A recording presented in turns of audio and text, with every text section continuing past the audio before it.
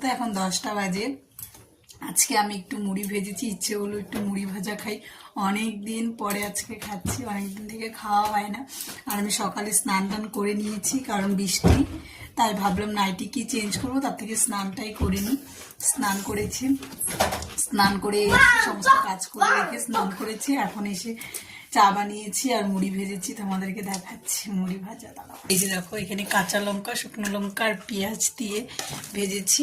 আর তার সাথে এই যে দুধ চা, দুধ চা না হলে তো হবে না।